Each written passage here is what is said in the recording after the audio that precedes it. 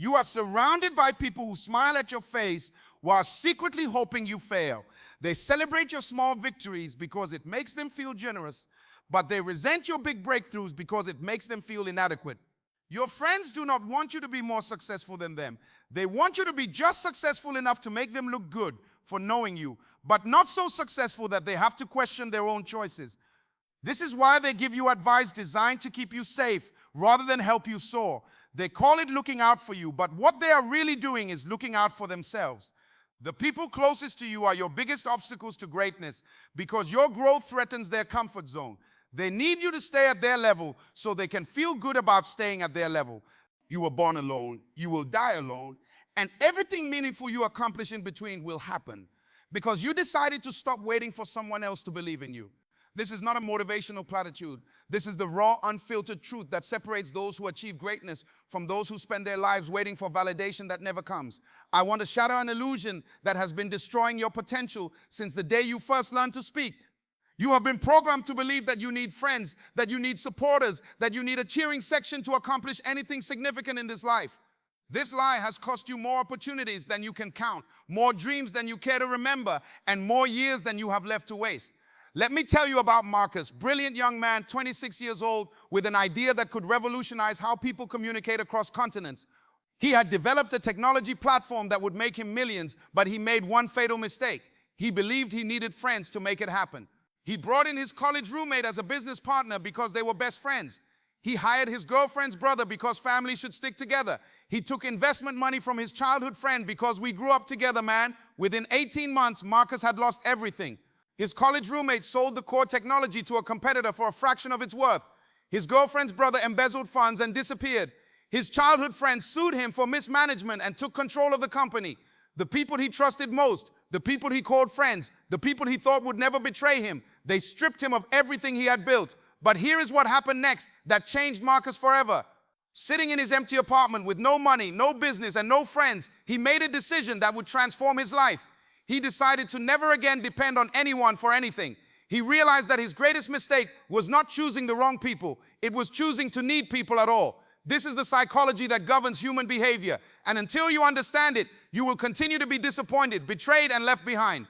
People are not drawn to givers. They are drawn to takers. People do not respect those who need them. They exploit them. The moment you demonstrate that you require someone else's approval, support, or validation, you become weak in their eyes. You become a resource to be used, not a person to be respected. Your brain has been wired since childhood to seek acceptance from others. Your parents taught you to share. Your teachers told you to work in groups. Society convinced you that collaboration is the key to success, but they never told you the price of this dependency. They never explained that every time you extend your hand seeking support, you give away a piece of your power. The most dangerous lie you have ever been told is that isolation equals loneliness, that independence equals selfishness, that self-reliance equals arrogance. These are the beliefs that keep you small, keep you waiting, keep you hoping that someone else will recognize your worth and help you achieve your dreams. But greatness has never been a group project. Every major breakthrough in human history came from an individual who was willing to stand alone against popular opinion. Every fortune was built by someone who trusted their own judgment more than the collective wisdom of their peers. Every leader who changed the world did so by rejecting the need for external validation and choosing to validate themselves. The people you call friends today will not be there when your success makes them uncomfortable.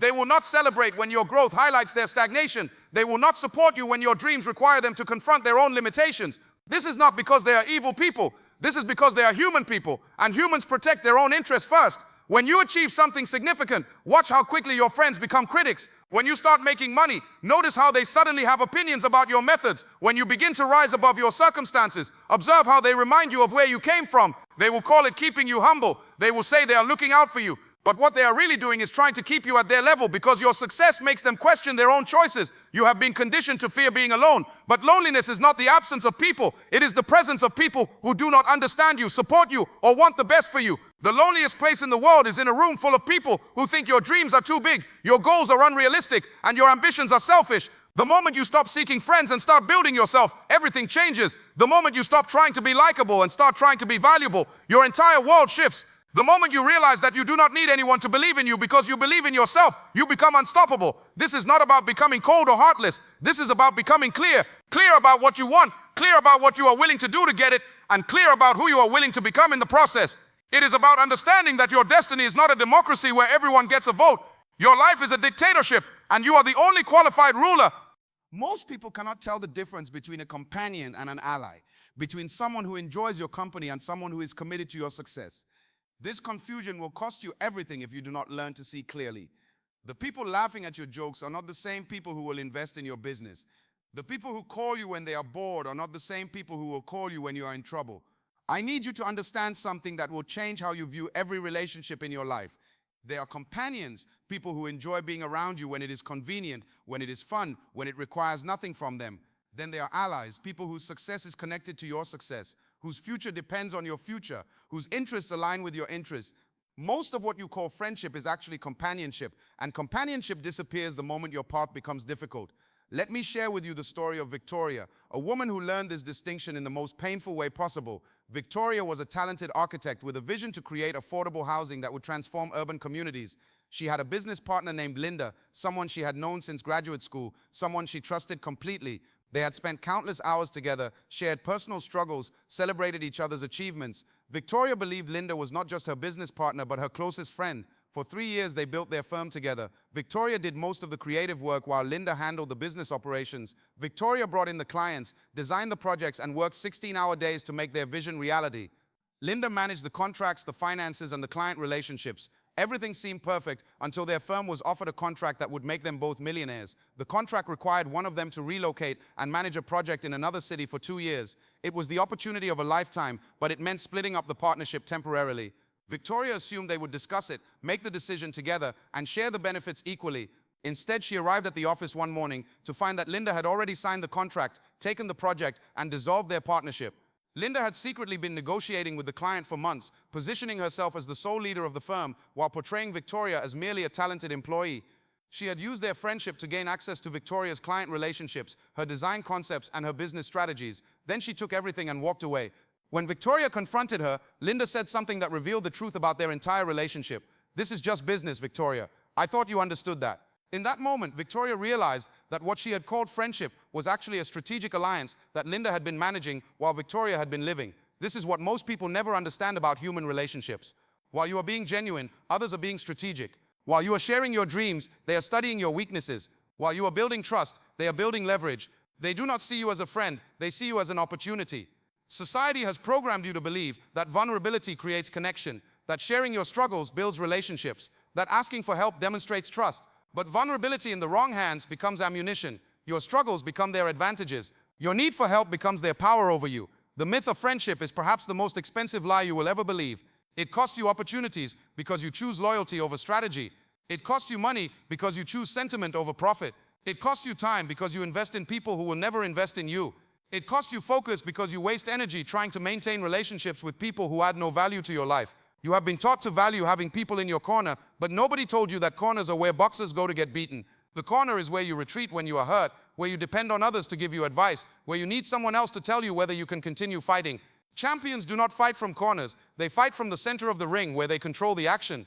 The most successful people in history understood something that you are just beginning to learn. They understood that expecting emotional support from others is a luxury they could not afford. They understood that needing validation from peers was a weakness they could not tolerate.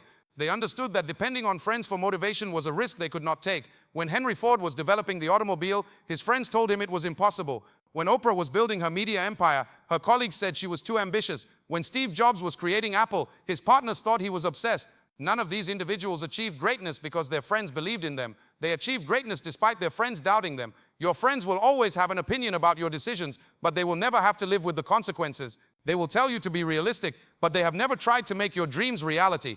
They will warn you about failure, but they have never attempted anything worth failing at. They will advise you to take the safe path, but safety is not what you were born for. The people closest to you are often the least qualified to guide your future because they are invested in keeping you who you are, not helping you become who you could be. They know the old version of you, they are comfortable with the current version of you, and they are threatened by the improved version of you that you are working to create.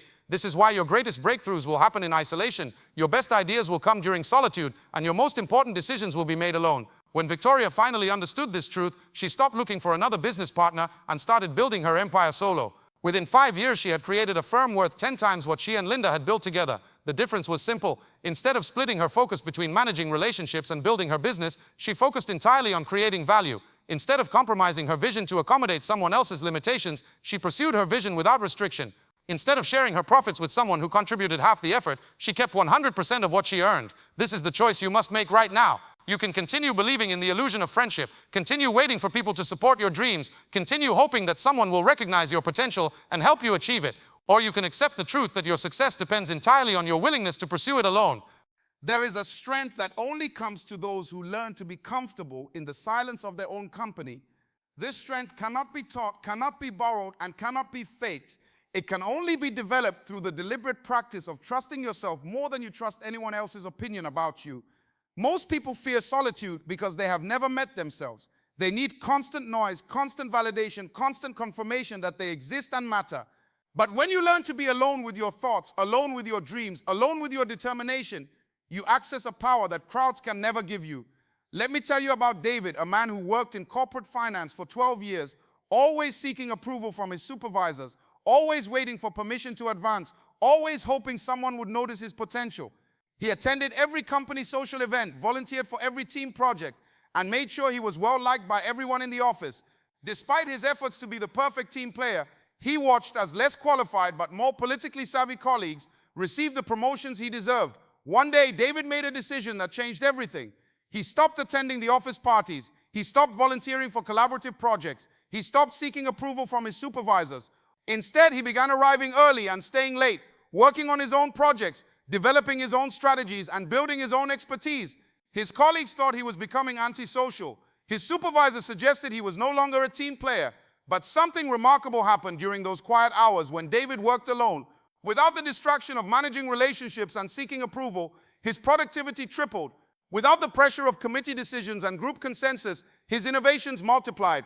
Without the need to explain his vision to people who did not share it, his clarity intensified. Within 18 months, David had developed a trading algorithm that outperformed every strategy the company was using. He had created financial models that predicted market movements with unprecedented accuracy. He had generated more profit for the firm than any individual in its history. All of this happened not because he learned to work better with others, but because he learned to work better alone. The power of solitude is not just about productivity, it is about clarity. When you remove the noise of other people's opinions, expectations, and limitations, you can finally hear your own voice clearly. You can finally see your own path without the confusion of trying to please everyone else. You can finally pursue your own dreams without the compromise that comes from accommodating other people's fears. Isolation breeds innovation because innovation requires thinking differently, and you cannot think differently when you are constantly influenced by how others think. Every major breakthrough in history came from someone who was willing to work alone, think alone, and believe alone when everyone else thought they were wrong. When you embrace solitude, you discover that you are not lonely, you are focused, you are not antisocial, you are selective, you are not missing out, you are moving ahead. Now that you understand the power of standing alone, you must learn the art of strategic engagement. This is not about becoming cold or heartless. This is about becoming smart and intentional. There is a massive difference between needing people and using people strategically. One makes you weak, the other makes you powerful. The moment you stop needing emotional validation from others, you can begin to see them clearly for what they actually offer. When you remove the desperate hope for friendship, you can evaluate every relationship based on its practical value. When you eliminate the need for approval, you can focus on results instead of reactions. Let me be very clear about what I mean by strategic relationships. These are connections built on mutual benefit, clear expectations, and defined value exchanges. Both parties understand exactly what they are giving and exactly what they are receiving. There is no confusion about motives, no hidden agendas, and no emotional manipulation. These relationships are honest because they are transactional. Most people recoil at the word transactional because they have been programmed to believe that genuine relationships should be based on emotion, not exchange. But this is backwards thinking that keeps you poor, keeps you dependent, and keeps you disappointed. The most successful relationships in history have been transactional. Marriage is a transaction. Employment is a transaction. Business partnerships are transactions. Even friendship, when it works, is a transaction between people who provide each other with companionship, support, or entertainment. The difference is that unsuccessful people pretend their relationships are not transactional, while successful people acknowledge that they are and manage them accordingly. When you pretend that relationships are purely emotional, you get confused about boundaries, expectations, and value. When you acknowledge that relationships are transactional, you get clarity about what you are giving, what you are receiving, and whether the exchange is worth continuing. Professional networking is the perfect example of strategic relationship building. When you attend a business conference, you are not there to make friends. You are there to meet people who can help you achieve your goals and who might benefit from what you can offer them. You exchange business cards, not because you like each other, but because you might be useful to each other. You follow up with emails, not because you miss their company, but because you want to explore potential collaborations. This approach works because it is honest. Everyone understands the purpose of the interaction. Everyone knows what they are hoping to gain. Everyone can evaluate whether the relationship is worth their time and energy. There is no pretense of emotional connection, no false promises of unconditional support, and no disappointment when people act in their own interests. But here is what most people get wrong about strategic relationships. They think strategic means manipulative. They think using people means deceiving people. They think transactional means taking advantage. This is not strategic. This is parasitic. And parasitic behavior always backfires because it creates relationships where only one person benefits. True strategic relationships are built on mutual benefit. You help others achieve their goals because doing so helps you achieve yours. You provide value to others because doing so increases your own value. You support others' success because their success creates opportunities for your success. This is not manipulation. This is intelligent collaboration. Consider how the most successful entrepreneurs build their networks. They do not try to become friends with every investor they meet. Instead, they identify investors whose interests align with their business goals and focus on demonstrating how funding their venture will generate returns for both parties. They do not waste time trying to be likable. They focus on being valuable. When Elon Musk needed funding for Tesla, he did not approach investors by trying to build personal friendships. He presented clear data about market opportunities, technological advantages, and profit potential. He made the case that investing in Tesla was in the investors' best interest, not because they should like him personally, but because they would make money. This approach worked because it was based on strategic alignment, not emotional manipulation. The same principle applies to every type of professional relationship. When you hire employees, you are not looking for people who will become your friends. You are looking for people who can help you build your business while building their own careers. When you partner with other businesses, you are not seeking emotional connections. You are seeking mutually beneficial arrangements that help both companies grow. Even in personal relationships, the most successful ones are built on clear value exchanges. Happy marriages work because both partners provide something the other values, whether it is companionship, support, shared responsibilities, or common goals. Successful friendships endure because both people benefit from the relationship, whether through shared interests, mutual assistance, or emotional support. The key insight is that you can provide value to others without becoming emotionally dependent on them. You can help others succeed without needing their approval. You can build mutually beneficial relationships without compromising your own goals or values. This is the difference between strategic thinking and emotional neediness. When you approach relationships strategically, you become more valuable to others because you are focused on results rather than feelings.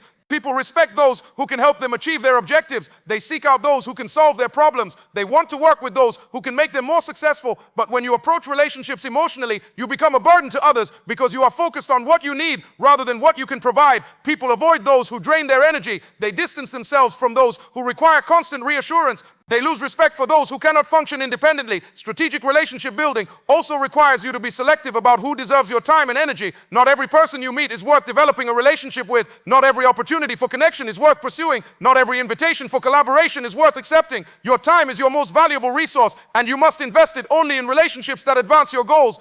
This means learning to say no to social obligations that do not serve your purposes. It means declining invitations from people who cannot help you and whom you cannot help. It means ending relationships that consume more energy than they provide. It means focusing your attention on the small number of people who can make a significant difference in your success. Most people spread their relationship efforts too thin because they are afraid of missing out on potential connections. They attend every social event, accept every lunch invitation, and try to maintain contact with everyone they have ever met. This approach guarantees that they will never develop deep, valuable relationships with anyone because they are too busy managing superficial connections with everyone. Strategic relationship building is about depth, not breadth. It is about identifying the 20 people who matter most to your success and investing heavily in those relationships rather than maintaining weak connections with 200 people who cannot help you achieve your goals. When you master strategic relationships, you create a network that multiplies your capabilities without making you dependent on others. You surround yourself with people who share your commitment to excellence, who understand the value of mutual benefit, and who respect your independence as much as you respect theirs. These relationships enhance your power rather than diminish it because they are built on strength, not weakness. You were not born to live by committee. You were not created to make decisions based on popular vote. You were not designed to wait for permission from people who have never achieved what you are trying to achieve. The moment you fully accept this truth, you become unstoppable because you stop allowing other people's limitations to become your limitations. Your destiny is not a democracy where everyone gets an opinion about your choices. Your future is not a group project where you need consensus before moving forward. Your dreams are not subject to approval from people who gave up on their own dreams years ago. This is your life, your vision, your responsibility, and your power to create exactly what you want to create. But most people will never understand this because they have been conditioned to seek safety in numbers, comfort in conformity, and validation from the crowd. They measure their worth by how many people like them rather than by how much value they create. They make decisions based on what others will think rather than what will actually work. They choose paths that make others comfortable rather than paths that make them successful. This conditioning runs so deep that when you finally decide to walk alone toward your vision, people will call you selfish, arrogant, or antisocial. They will say you have changed, that success has gone to your head, that you have forgotten where you came from. What they are really saying is that your independence makes them uncomfortable because it highlights their dependence. Your courage makes them feel cowardly. Your commitment to your dreams makes them question their commitment to their excuses. Let me share with you the final story that will crystallize everything we have discussed. This is the story of Angela, a woman who transformed from a people-pleasing employee into a self-reliant entrepreneur who built a multi-million-dollar business by learning to trust herself completely. Angela worked for 15 years as a marketing director for a large corporation. She was well-liked by her colleagues, respected by her supervisors, and considered a team player by everyone who knew her. She attended every company event, participated in every group project, and always made decisions that would maintain harmony within her department. She thought this approach would lead to advancement, recognition, and career success. Instead, Angela watched as more aggressive colleagues received promotions while she remained in the same position year after year. She saw less qualified but more politically connected people advance to executive roles while she continued to do excellent work that went unnoticed. She realized that being likable was not the same as being valuable, and being a team player was not the same as being a leader. At 42 years old, Angela made a decision that shocked everyone who knew her. She resigned from her secure corporate position to start her own marketing consultancy. Her colleagues thought she was having a midlife crisis. Her family worried that she was being reckless. Her friends advised her to reconsider because entrepreneurship was risky and she had a good thing going at the corporation. But Angela had finally understood something that changed her entire perspective. She realized that she had been living her life according to other people's definitions of success, other people's timelines for achievement, and other people's comfort levels with risk. She had been so focused on being accepted by others that she had never asked herself what she actually wanted to achieve. For the first time in her adult life, Angela stopped consulting others before making decisions. She stopped seeking approval for her choices. She stopped explaining her vision to people who could not see it. Instead, she focused entirely on building something that reflected her own standards of excellence rather than other people's expectations of what she should do. The first year was the most challenging period of Angela's professional life, but it was also the most liberating. Without the distraction of office politics, she could focus entirely on serving her clients. Without the need to compromise her strategies to accommodate committee decisions, she could implement innovative approaches that delivered exceptional results. Without the pressure to maintain relationships with colleagues who added no value to her work, she could invest all her energy in activities that generated revenue. Within 3 years, Angela's consultancy was generating more income than her corporate salary had provided. Within 5 years, she had built a team of independent contractors who shared her commitment to excellence without the emotional drama of traditional employment relationships. Within 7 years, her business was worth more than most people earn in their entire careers. But the financial success was not the most important transformation. The most important change was that Angela had learned to trust her own judgment completely. She had discovered that her instincts were more reliable than market research. She had proven that her vision was more accurate than expert predictions. She had demonstrated that her standards were higher than industry benchmarks. This transformation did not happen because Angela became selfish or antisocial. It happened because she became selective and strategic. She stopped wasting time on relationships that drained her energy and started investing time in activities that multiplied her capabilities. She stopped trying to please people who would never be satisfied and started focusing on serving clients who valued excellence. Most importantly, Angela learned to be comfortable being misunderstood. She accepted that people who had never built a business would not understand her business decisions. She acknowledged that people who had never taken risks would not appreciate her willingness to take risks. She realized that people who had never pursued their dreams would not support her pursuit of her dreams. This is the choice you must make right now. You can continue living according to other people's expectations, seeking approval for decisions that only you will have to live with, and hoping that someone else will give you permission to pursue your dreams. Or you can declare your independence from the opinions, limitations, and fears of people who have never achieved what you are trying to achieve. Your declaration of independence means accepting full responsibility for your results without expecting anyone else to share the burden. It means making decisions based on your vision rather than their comfort. It means pursuing opportunities that serve your goals rather than their preferences. It means building a life that reflects your values rather than their expectations. When you make this declaration, you will discover capabilities you never knew you possessed. You will find strength you never knew you had. You will access creativity that was suppressed by the need to conform. You will unleash potential that was limited by the desire to fit in. But you will also face resistance from people who benefit from your dependence. They will question your motives, criticize your methods, and predict your failure. They will remind you of your past mistakes, highlight your current limitations, and express concern about your future decisions. This resistance is not evidence that you are wrong. It is evidence that you are threatening their comfort with your growth. The people who truly want the best for you will support your independence even when they do not understand your decisions. They will respect your right to choose your own path even when they would choose differently. They will celebrate your success even when it makes them uncomfortable about their own choices. But most people are not mature enough to do this. Most people need you to stay at their level so they can feel good about their own limitations. They need you to share their fears so they do not have to face those fears alone. They need you to accept their excuses so they do not have to confront their own potential.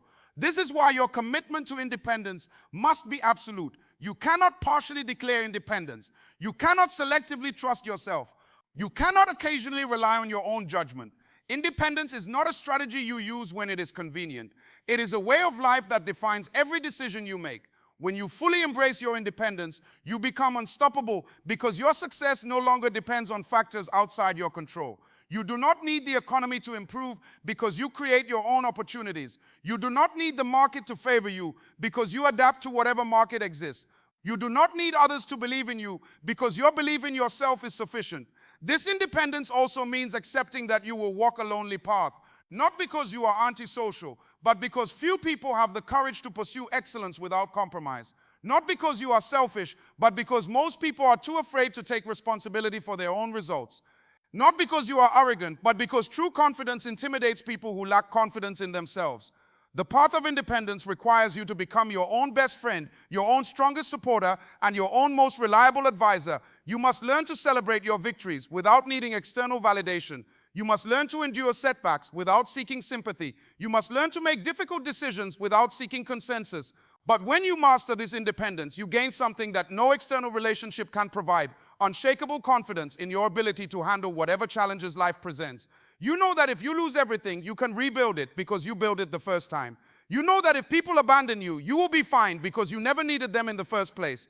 You know that if circumstances change, you will adapt because your success comes from your capabilities, not your connections. This is your moment of choice. You can continue waiting for someone else to believe in your dreams, or you can start believing in them yourself. You can continue seeking permission to pursue your goals, or you can give yourself permission. You can continue hoping that others will support your vision, or you can support it yourself. Your life is waiting for you to claim it. Your potential is waiting for you to unleash it. Your destiny is waiting for you to pursue it. But none of this will happen until you make the fundamental decision to stop depending on others and start depending on yourself. The moment you make this decision, everything changes. The moment you declare your independence from the need for external validation, you become free to create exactly the life you want to create. The moment you commit to walking alone toward your vision, you discover that you are not alone, you are ahead. But let me be absolutely clear about what this independence will demand from you. It will require you to develop an uncompromising relationship with truth.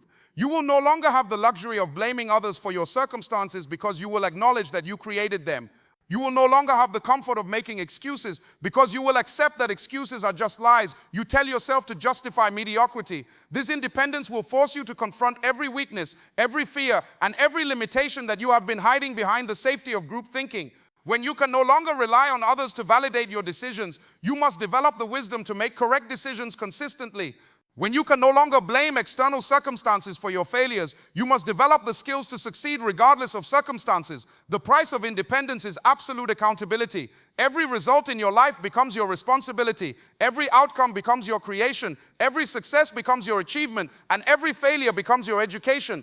This accountability is terrifying to weak people, but it is liberating to strong people because it puts them in complete control of their destiny. Most people prefer the comfort of shared responsibility because it allows them to take credit for successes while shifting blame for failures. They want to be part of a team when things go well and separate from the team when things go poorly. This mentality keeps them average because they never take full ownership of their results. But when you embrace complete independence, you also embrace complete ownership. You own your victories without having to share the credit. You own your mistakes without being able to shift the blame. You own your future without needing permission from anyone to create it exactly as you envision it. This ownership transforms how you approach every aspect of your life. You stop asking, will this work? And start asking, how can I make this work? You stop wondering, what if I fail? And start planning, how will I recover when I encounter setbacks? You stop seeking who can help me and start determining what capabilities do I need to develop. Your independence becomes your greatest competitive advantage because while others are waiting for ideal conditions, perfect timing, and universal support, you are moving forward based on your own judgment and your own commitment. While others are seeking consensus and approval, you are creating results and building momentum. The world needs more people who are willing to trust their own vision when everyone else thinks they are wrong. The world needs more people who are willing to take risks when everyone else is playing it safe. The world needs more people who are willing to work alone when everyone else is waiting for company. You have the opportunity right now to become one of those people. You have the chance to declare your independence from the limitations, fears, and excuses that have been holding you back.